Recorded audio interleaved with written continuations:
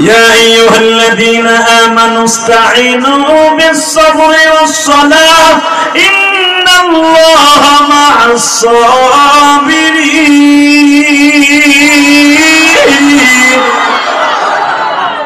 তাকানি দিকে এটা আমার বাপের ওয়াজ না, ডাইরেক্ট আপনার আমার যে বানাইছে, আমার বাপের যে বানাইছে তার ওয়াজ। এটা কোনো পীর সাহেবের ওয়াজ না। বাংলাদেশে এমন পীর আছে ও পায়খানা করে পানিও খরচ করে, দাড়িও নাই মোছও নাই, দাড়ি মোছ সারাদারে পীর কওয়া আর দুলা বাইরে বাপ কওয়া সমান বেটা। ভালো করে বুঝবা, ডাইরেক্ট আল্লাহর কথা। যারা বলবে নামাজ লাগে না, ও পীর না, ও শয়তান। যেই পীরে বলে মা বাবার খেদমত লাগে না, ও পীর না, ও শয়তান। পীরেরে খাওয়ায়, জনমের খাওয়ান খাওয়ায়, পীরেরে খাওয়ায়, মায়ের খাওয়ায়।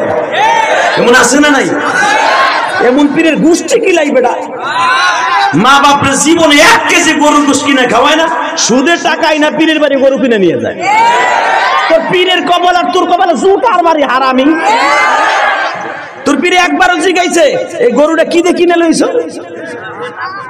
কথা কর না কেন? জোরে কর। কষ্ট হইতেছে জানি, এখন ওয়াজ আপনার কপালে পড়ছে। যারা বন্ধ পীরের মুড়ি দেবে লাগবো না, লাগুক, দাদা তো আমার কি হচ্ছে। হক কথা 3টা লাগবে, আমি কই নাই, আল হক মুরগুর নবী কইছে। আলহামদুলিল্লাহ বলতে পারবেন না? বাংলাদেশে হক তরিকার কতগুলো পীর আছে, তার ভিতর সরমনে একজন, শর্ষিনে একজন, ফুরপুরের সিলসিলা কিছু জোর করে মারহাবা। এদের কাছে যাবেন, কিছু পাবেন। আর যেগুলো আরো পীর আছে না, রাগ করেন না, এমনও পীর বাংলাদেশে আছে, ও ঠিক মতো নামাজও পড়ে না, ঘরের মধ্যে নিয়ে মহিলারে কুকুম কুকুম করে। আছে না নাই? আপনাদের এই এলাকার কথা কই না, আমার এলাকার কথা কই। আল্লাহ হেফাজত করুক, জোর করে আমিন।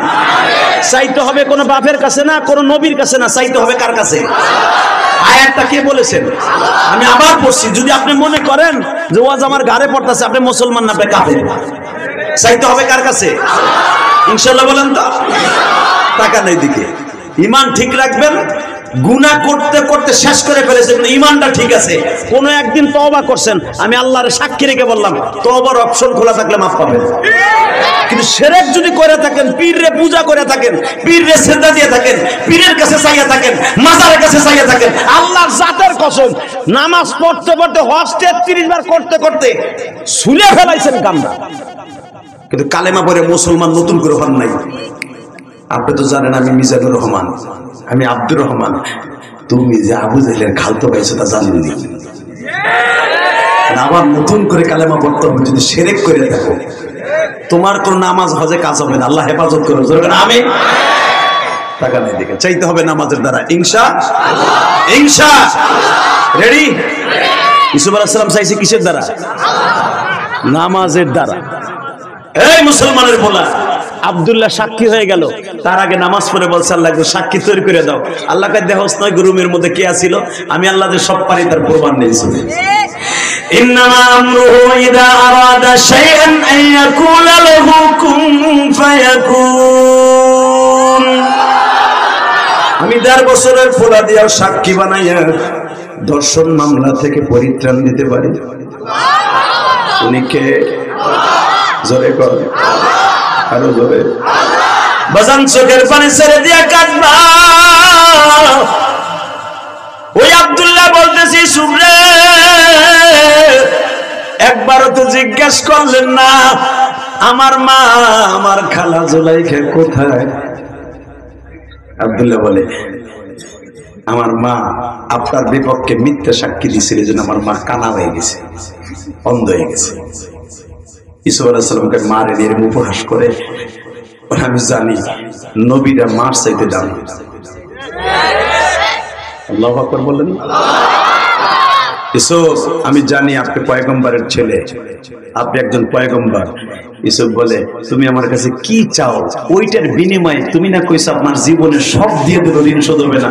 তুমি কি চাও কও, আমি প্রতি মাসে আমার সরকারি কোষাগার থেকে, বাইতুল মাল থেকে তোমাদের ফ্যামিলিতে যা যা লাগবে আমি নিজে মাথায় করে লয়ে যাব।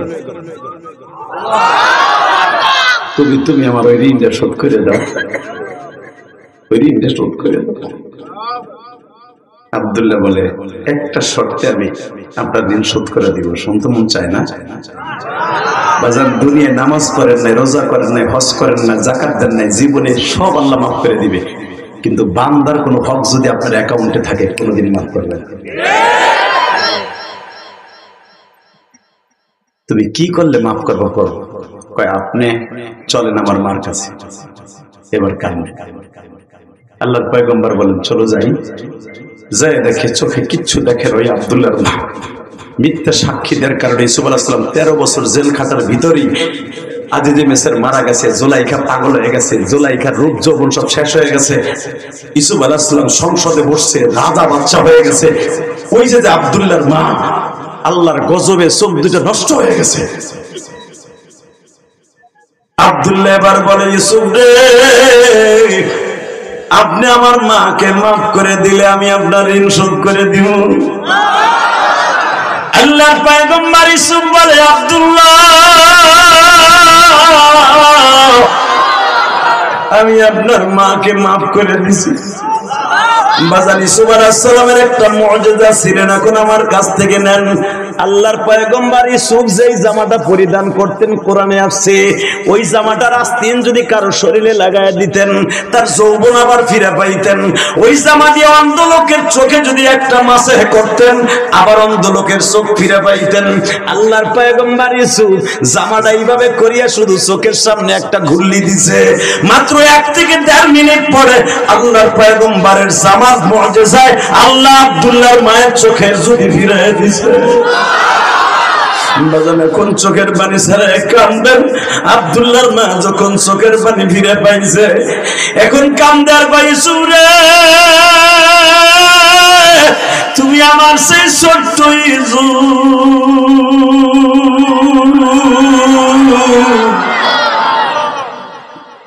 আমি আমার বোনের প্রবঞ্চনায় পড়িয়া তোমার বিরুদ্ধে মিথ্যা সাক্ষী দিছিলাম, কিন্তু একদিনের ওসিলায় কি আমারে মাফ করে দেয়া যায় না? কি আমি তোমারে কত গোসল দিতাম, যেদিন আমার বোন জুলাইখা তোমারে কিনে নিয়ে আসলো আমি নিজের হাতে কত গোসল দিতাম, কত খাবার খাওয়াইয়া দিতাম গো ইউসুফ। তখন আল্লাহর পয়গম্বর ইউসুফ কান্দার বলে, আপনি আমার মায়ের মতো, তাহলে শোনেন, আমি ইউসুফ মাত্র 12 বছর বয়সে মা হারাইছি। বাজান আজকে যখন ওয়াজটা করবো নিয়ত করছি, আমি ইলিয়াস যত 12 বছর বয়সে মা হারাইছি। এই মাহফিলের মধ্যে কে যেন আমার মতো 12 বছর বয়সে মা হারাইছেন, আমি জানি না গো বাজান, এই পৃথিবীতে মার মতো দরদি কেউ নাই। থেকে আসতেছে মিশরে, 45 বছর পরে বাবার সাথে দেখা। ইউসুফ আলাইহিস সালামের বাবা বললেন, যদি আমার ইউসুফ হয়, ইউসুফের জামাটা একটু নিয়ে আসিস তো। অন্ধ বাবা ইউসুফের জামাটা 1 বছর আগে পাঠাই দিছে। বাবা খালি জামাটারে মুখের মধ্যে নিয়ে, আপনারা জানেন না উলামায়ে কেরাম, খালি জামাটারে লইয়া, বাবা কিচ্ছু করে নাই, খালি জামাটা লইয়া, এদিকে আমার ইউসুফের জামা রে, একটা আওয়াজ দিয়ে সাথে সাথে চোখের জ্যোতি হয়ে গেছে, অন্ধত্ব ভালো হয়ে গেছে, জামা ফিরে আসছে। আল্লাহু আকবার বলতে হবে। এটা তার ধৈর্য ধারণের ফল। চোখের জ্যোতি ফিরে আইছে, চোখের সাপাক চলে আসছে। হ্যাঁ, বাবার যে সেই 130 বছরের হায়াত মনে হয় 30 বছরে পড়ছে। আল্লাহ যারা নবীর কথা শুনে আসতে সুবহানাল্লাহ কইছে, বাড়ি ঘর তুমি চিন। একজন নেতা আইয়া যদি জোরে জোরে কিছু কইতে কয়, হেটা দিয়ে কত জোরে কইবা, এখানে কইতে পারো না? ও হেনে নোট পাইবা, হ্যাঁ নোট পাইবে এর আশায়। নবীর কথা শুনে যদি কেউ জোরে কথা বলেন, আমি আল্লাহকে সাক্ষী রেখে বলছি, এই নবীগুলোকে আপনি দেখতে পারবেন। 1,24,000 পয়গম্বরকে আপনি দেখতে পাবেন আল্লাহর ডাইনে বামে বসা। কিয়ামতের মাঠে আল্লাহ এমন একটা চেয়ারে বসবেন, প্রধান অতিথির আসনে, সভাপতির আসনে আল্লাহ বসবেন, ডাইনে বামে আমার নবী প্রধান অতিথি হিসেবে থাকবেন, আমার বাবা আদম আলাইহিস সালাম বিশেষ অতিথি হিসেবে থাকবে, আমার বাবা ইব্রাহিম আমার নবীর বাম পাশে থাকবে বিশেষ অতিথি হিসেবে। আমরা আমরা চাইয়া চাইয়া দেখতে পারবো।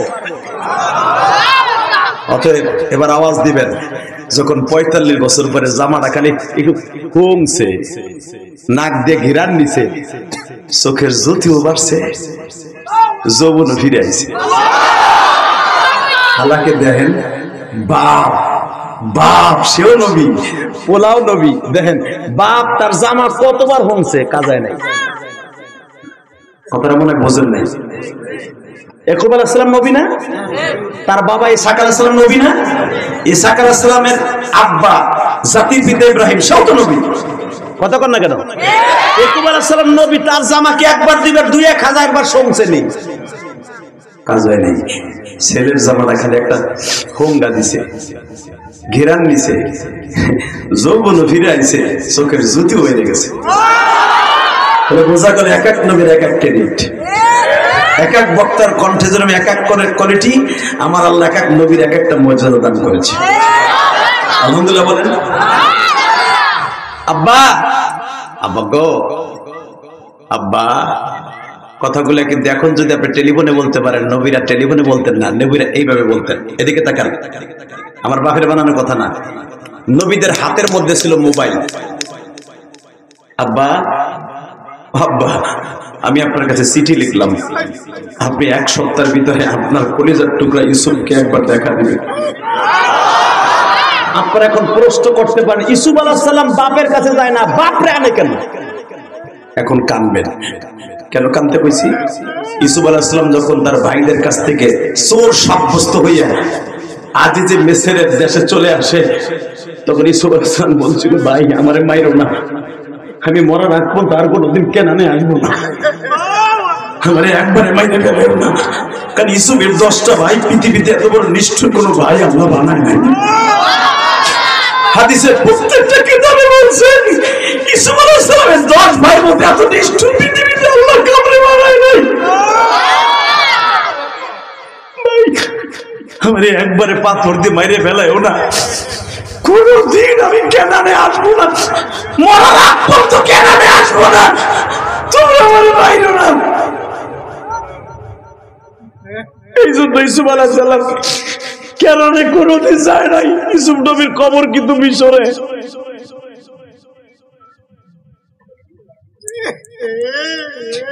পৃথিবীতে বলে রাখবেন, ভাই যদি শত্রু হয়, ভাই শত্রু হয়, ইউসুফ আলাইহিস সালামের ভাইদের মতো শত্রু না হয়। কিন্তু সবাই পয়গম্বরের ছেলে, খারাপ ধারণা করবেন না, শুধু এদের থেকে মডেল নিবেন, এদের থেকে আল্লাহর কাছ থেকে দোয়া করবেন। সমস্ত রাবিরা বলেন, ইউসুফ আলাইহিস সালাম তার বাবার চিঠি লিখছে, আব্বা এই চিঠিটা লিখতে আমার বুকটা বাইটে যাইতেছে, আব্বা আমি ছেলে 45 বছর পরে তোমার কাছে আসার কথা, আমি না এসে তোমারে আসতে বলতেছি, আব্বা আমি জানি তোমার চোখের জ্যোতি ফিরে পাইছো, আব্বা গো তুমি আমার দেশে আসবা, আমার দেশে আসবা আব্বা, আমি কেনান পর্যন্ত গেট করবো, আব্বা রাসে দিয়ে গেট করবো, আমি মিশরের বর্ডার পর্যন্ত গেট করবো, আব্বা তোমারে আমি আমার নিজের কোলে করে আনবো, আমার মস্তকে বসাবো। ইয়াকুব আলাইহিস সালাম একবারও কিন্তু বলে নাই তুমি আসো, ঠিক আছে এসো, আমি আগামী রবিবারের আগেই চলে আসবো। জোরে জোরে জোরে জোরে জোরে জোরে জোরে যুবক, কথা খালি নিস না, গিলিস না, অন্তরের থেকে নিস। একটাও আমার বাপের বানানো কথা না, ডাইরেক্ট কোরআন শরীফের কথা। আব্বাকে যদি কেউ ওইভাবে সম্মান দেয়, ইউসুফ নবীকে মডেল বানায়, লাকাদ কানা লাকুম ফি রাসূলিল্লাহি উসওয়াতুন হাসানাহ, তোমাদের জন্য নবীদের উত্তম আদর্শই তোমাদের জন্য উত্তম আদর্শ। আমরা উত্তম আদর্শ বানাইছি, আমরা যেই দল করি সেই দলের নেতারে। শেখ মুজিবুর রহমান কালা কোট পরছে, আমি আওয়ামী লীগের চান্দু নিজে ওই কোট পরি। জিয়াউর রহমান এই স্যান্ডেল পাই দিয়েছে, আমি ওই স্যান্ডেল ইত্তেবা করি। হালাকে এইটা একবারও দেখলে না, জিয়াউর রহমানের নেতা, মুজিবুর রহমানের নেতা, জিল্লুর রহমানের নেতা, শাহাবুদ্দিন রহমানের নেতা, সব রহমানের নেতা বিশ্ব নবী, তার মডেলটা পছন্দ হয় না? কথা কর না কেন? সে মুখের মধ্যে দাড়ি রাখছে, রাখতে পারো না? সে 5 ওয়াক্ত নামাজের 1 ওয়াক্ত নামাজ জীবনে কাজা দেয় নাই, পড়তে পারো না, মডেল বানাইছো জাগো। আল মারউ মা মান হাব্বা, হাসর হবে ওই চান্দুগো সাথে। কথা কন না কেন?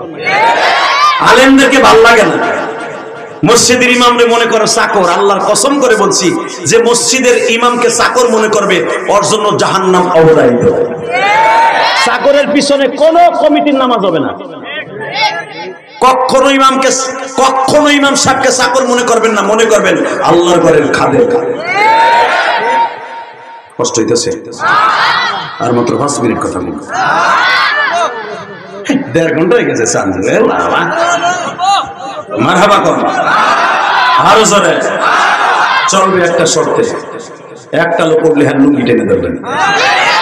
ঠিক আছে, চলুন, লিমিট ক্রস করবো আজকে। আলহামদুলিল্লাহ বলো তো আল্লাহু আকবার।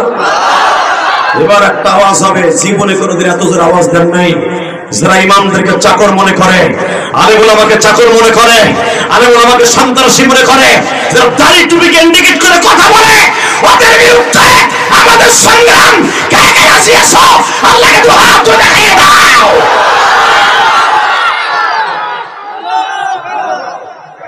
এই তাকবীরদের মধ্যে কেউ নাই?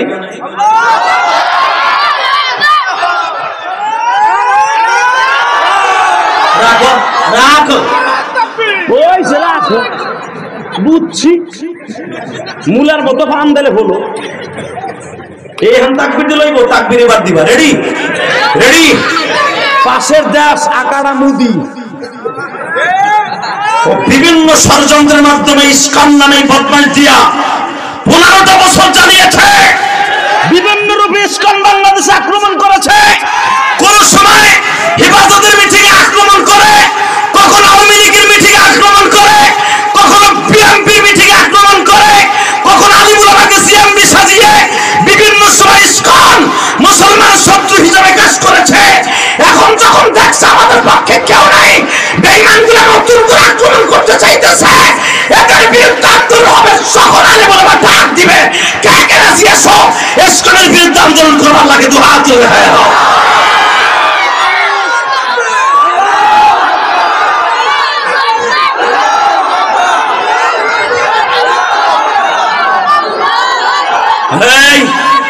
শোনো, আমার দিকে তাকাও।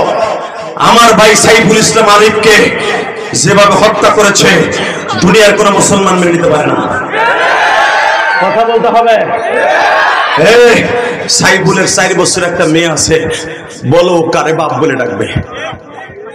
জানো সাইফুলের কাজ কি ছিল? তোমরা তো জানো না। কত অন্যায় করছে সাইফুলের উপরে। একটা কুকুরকে যেমনে কোবাইয়া কোবাই মারে, এইভাবে মারছে। এই সাইফুল যারা নব মুসলমান হইতো তাদের পক্ষে কাজ করত, 1 টাকাও নিত না, কেস লড়তো। যারা মজলুম জনগণ ছিল চিটাগাং, তাদের পক্ষে লড়তো। এটা ছিল তার অপরাধ, আর কোন অপরাধ না। আল্লাহ তুমি তাকে কবুল করো, আর কবরটা জান্নাতের টুকরা বানাও। আমিন। কতজন মারবা সাইফুলের মতো? কতজন মারবা? হাজারো সাইফুল কোরআনের জন্য বুক পাতায় দিতে পারে। হাজারো নামাজি নবীর ইজ্জতকে জমিনে টিকায় রাখতে বুক পেতে দিতে পারে। চ্যালেঞ্জ করতে চাও? এনি টাইম আসো। তোমার দেবতার জন্য কয়জন মরতে পারো? হে চেন্নাই দাস, হে চেন্নাই দাস প্রভু, তুই তো প্রভু বেটা, প্রভু। তোর পক্ষে কয়জন আছে? আর আল্লামা মামুনুল হকের পক্ষে কয়জন আছে দেখাই দিব। কথা বলি না কেন? জাতীয় মসজিদের খতিব আব্দুল মালিক সাহেবের পক্ষে কয়জন আছে? চেন্নাই দাস তোর পক্ষে কয়জন জীবন দিতে পারে? কথা বলি না কেন? আল্লামা দেলোয়ার হোসেন সাইদির জন্য যখন তাকে কারাগারে নিক্ষেপ করা হলো, শত শত যুবক জীবন দিয়ে দিছে। তুই চেন্নাই তো কারাগারে গেছো রে প্রভু, তোর লেগে কয়টা আকাটা জীবন দিছে। তাহলে দেখ আমাদের ধর্মগুরুদের জন্য কত জীবন দিতে প্রস্তুত। আরো সংক্ষেপে দেখাই দিয়ে যায়, সর্বনাশ পিসাব যদি কোনোদিন জেলখানায় যায়, যে সরকারি তাকে অ্যাটাক করুক, দেখবেন লাশের উপর লাশ পড়বে, তার মুরিদরা ময়দান ছাড়বে না। এরে কয় প্রেমী। কথা কন না কেন? আর তুই চেন্নাই দেশে যে 3 মাস হয়ে গেল, তোরা তোর দেতাছে গরম ডিম। কয়টা আকাটা তোর পক্ষে জীবন দিছে? কথা কন না কেন?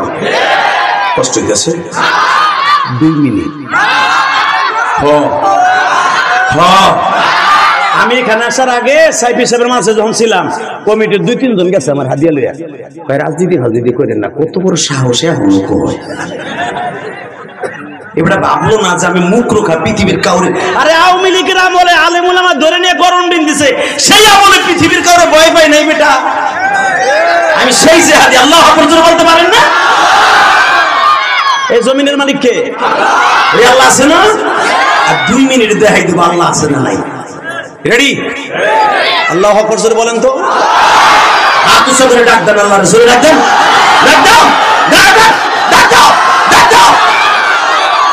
নামাজ সে ঘুম খেয়ে যাইলাম, আমি কি ইলেকশন করতাম না, ইলেকশন করতে আই বই যে বেটা হারুনুর রশিদ। কষ্ট হইতেছে না? আর বেশি রাত করবো না, আর বাতাস লাগবে না, বহু মারহাবা বল। ও ভাইজান আমার দিকে তাকান, এই জমিনের মালিক কে? আল্লাহ সব পারে না? চাইব নামাজের দ্বারা, সবরের দ্বারা। হ্যাঁ, 45 বছর পরে রেজাল্ট পাইলো সবরের। ফাসাবরুম জামিলুন আল্লাহুল মুস্তাআন আলা মা তাসিফুন। কোরআনে আছে না নাই? আমি ইয়াকুব ধৈর্য ধারণ করলাম, ফাসাবরুম জামিলুন আল্লাহুল মুস্তাআন আলা মা তাসিফুন। ইয়াকুব আলাইহিস সালামের 10 পোলা যখন কইলো ইউসুফের বাগে খাইছে, তখন বলে বাপ পোলার বিরুদ্ধে মামলা করবে, এটা আল্লাহ চায় না। আমি কোন দুদকের মামলা আর হত্যা মামলা করলাম না, মামলা করবো কার নামে? মাসুর পোলারে, তোরাও পোলা। আমি মামলা না করে আল্লাহর কাছে কইলাম আল্লাহুল মুস্তাআনু আলা মা তাসিফুন। আল্লাহ তুমি দেখতেছো, তোর পাশ হয়ে গেছে, দেখছো তুই আওয়াজ দিবি, আমি রোজই করব না। তুই বল এই সামনে, ওটা ধাক্কাই সামনে আনো। তুই হ্যাঁ হ্যাঁ করে হাসস, তুই কি মনে করলি? আল্লাহ কবুল করুন, জোর করে আমি সোজা করলাম, মরে সোজা করে আরো কটারে সুর ঠিক করলাম আমি। আরে ভাই, পুতের বউ, নতুন পুতের বউ ফস করে পিছন দিক দিয়ে বাইরে গেছে, হাওয়া পুত করে উঠছে। শ্বশুর তো শুনে লাইছে, শ্বশুর মুখে ডাকলে এ তোমার কি লজ্জা শরম নাই? বউরে কয়, মানে হ্যার বউরে কয়, এ তুই যে মারলি, মানে শাশুড়িও কইতে পারতেছেন যে পোলার বউ মারছে বোমা। তার মানে তখন স্বামী শাশুড়ি কয় খবরদার, খাওয়ার সময় আর কোনোদিন এরকম মারবি না, বউরে কয়। মানে বউরে কইয়া পোলার পরে ঠিক করলো।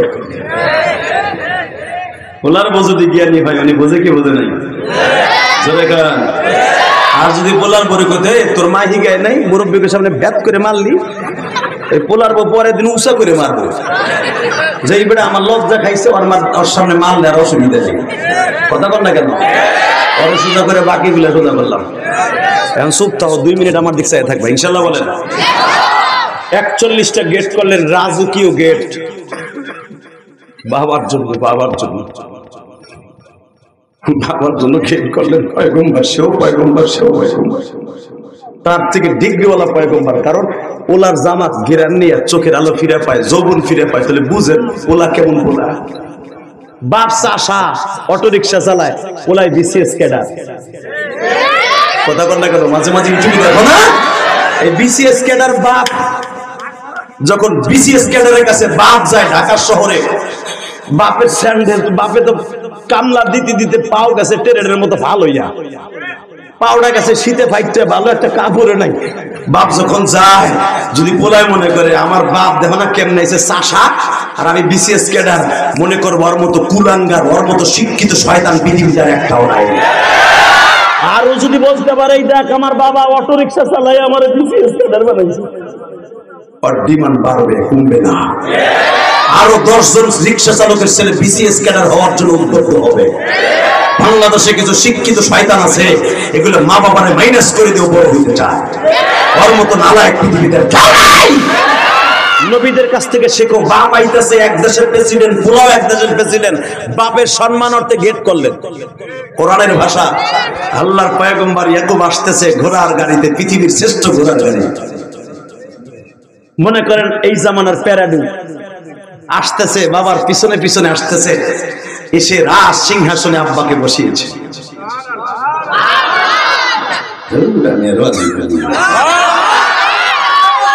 বাপের প্রেমিক হইলে ঠিকই আওয়াজ দিতা। 45 বছর পরে আব্বা কইরা ঢাকার সুযোগ পেয়েছে। আব্বার আঁটুর উপরে হাত দিয়া, বুকের উপরে মাথাটা দিয়া, আব্বা তুমি না আমারে কইছিলে একদিন তুই একদিন প্রেসিডেন্ট হবি। স্বপ্নের সাথে ভাইয়ের কাছে খোঁজ নেই। আব্বা তোমার দোয়া কবুল হয়েছে আব্বা। এই সিংহাসন আমার না আব্বা, এটা তোমার দোয়া আব্বা, তোমার দোয়া আব্বা, তোমার দোয়া আব্বা, তোমার দোয়া আব্বা, তোমার দোয়া আব্বা, দোয়া। এই যুবক, তোর পাও ধরে ধরছি, যদি কোনো সন্তান চাকরি পাওয়ার পরে যদি এসপিডিসি হয়, কোন এসপিডিসি অথবা ব্যাংকের কোন ম্যানেজার, বাপে তার চেয়ারে বসাইয়া হাঁটুর